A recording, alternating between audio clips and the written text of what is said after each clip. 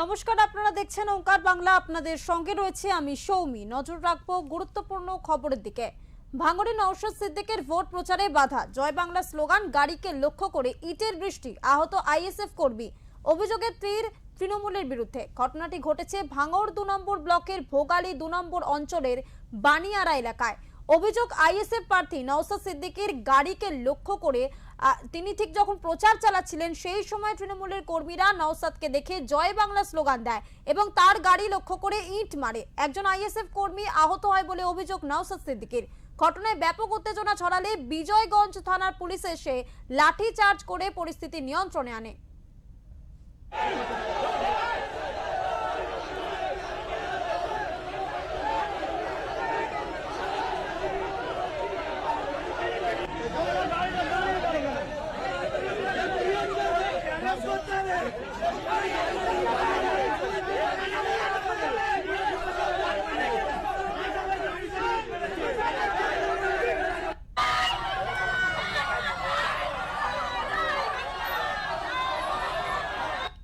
জয় বাংলা স্লোগানটা সমস্যা, এটা জিতে পারে।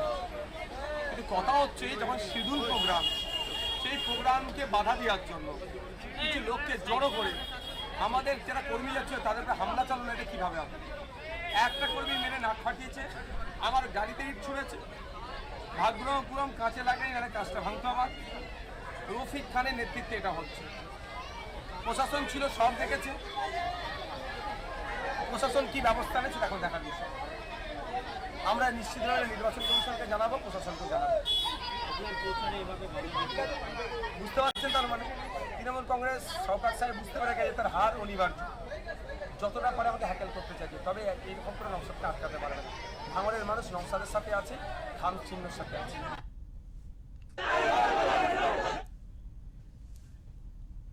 এই বিষয়ে কথা বলবো আমাদের প্রতিনিধি বাকিবুল্লাহ গাইনের সাথে।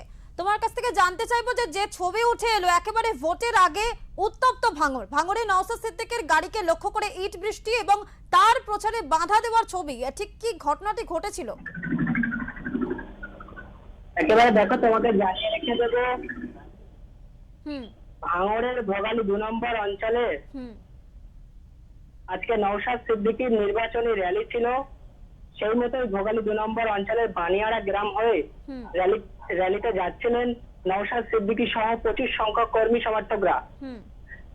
সেখানে কিছু তৃণমূল কর্মী সমর্থকরা তারা দলীয় ফ্ল্যাগ হাতে নিয়ে নওশাদ সিদ্দিকীকে লক্ষ্য করে জয় বাংলা স্লোগান দেয়।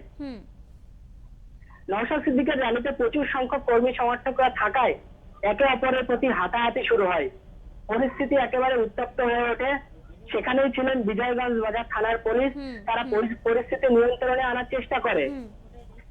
পরিস্থিতি যখন নিয়ন্ত্রণের বাইরে চলে যায় তখন অতিরিক্ত পুলিশ এবং সেন্ট্রাল ফোর্স নামানো হয়। এই নিয়ে নওশাদ সিদ্দিকী তিনি দাবি করেন তিনি যেখানেই নির্বাচনী সভা করতে যাচ্ছেন তাকে লক্ষ্য করে জয় বাংলা স্লোগান দিয়ে পরিস্থিতি এলাকা অশান্ত করার চেষ্টা করা হচ্ছে। পাশাপাশি শওকত মোল্লা, তৃণমূল প্রার্থী শওকত মোল্লা, তিনি পাল্টা দাবি করেন যে ভাঙড়ে 5 বছর নওশাদ সিদ্দিকী কোনো উন্নয়ন করতে পারেনি, তাই ভাঙড়ের মানুষ তার প্রতি ক্ষুব্ধ, তার জন্য তাকে দেখে লক্ষ্য করে জয় বাংলা স্লোগান দিচ্ছে। ভাঙড়ের কর্মী সমর্থকরা তারা তৃণমূলের পাশে আছে। এই ঘটনায় ভাঙড়ের পুলিশ প্রশাসন ঠিক কি জানাচ্ছে, কি খবর রয়েছে তোমার কাছে? দেখো, এখন কিন্তু ভাঙড় সহ গোটা সংলগ্ন এলাকায় পরিস্থিতি যাতে অশান্ত না হয়, শান্তভাবে ভোট হয়, তার জন্য কেন্দ্রীয় বাহিনী কিন্তু যথেষ্ট মোতায়েন করা হয়েছে। পুলিশ যথেষ্ট চেষ্টা করছে যে পরিস্থিতি যাতে অশান্ত না হয়, শান্তিপূর্ণভাবে নির্বাচন হয়, তারই চেষ্টা চালাচ্ছে পুলিশ প্রশাসনরা। ধন্যবাদ তোমাকে। ভোটের আগে ফের উত্তপ্ত ভাঙড়ে নওশাদ সিদ্দিকীর প্রচারে বাধা, এমনটাই অভিযোগ করেছেন আইএসএফ নেতা নওশাদ সিদ্দিকী। পাল্টা তৃণমূল কংগ্রেসের প্রার্থী শওকত মোল্লা তিনি বলেছেন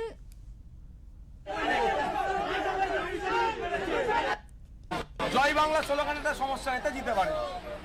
কিন্তু কথা হচ্ছে যখন শিডিউল প্রোগ্রাম, সেই প্রোগ্রামকে বাধা দেওয়ার জন্য কিছু লোককে জড়ো করে আমাদের যারা কর্মী যাচ্ছিল তাদের উপরে হামলা চালানো, এটা কীভাবে হবে? একটা কর্মী মেরে নাক ফাটিয়েছে, আমার গাড়িতে ইট ছুঁড়েছে, ভাগ্যপুরম কাঁচে লাগাই এখানে কাজটা ভাঙতো আমার। রফিক খানের নেতৃত্বে এটা হচ্ছে। প্রশাসন ছিল, সব দেখেছে। প্রশাসন কি ব্যবস্থা নেয় সেটা এখন দেখা দিয়েছে। আমরা নিশ্চিতভাবে নির্বাচন কমিশনকে জানাবো, প্রশাসনকে জানাবো। বুঝতে পারছেন তার মানে তৃণমূল কংগ্রেস সরকার সাহেব বুঝতে পেরে গেছে তার হার অনিবার্য। যতটা পারে আমাকে হ্যাকেল করতে চাইছে, তবে এইরকম করে নওশাদকে আটকাতে পারে না। ভাঙড়ের মানুষ নওশাদের সাথে আছে, খাম চিহ্নের সাথে আছে।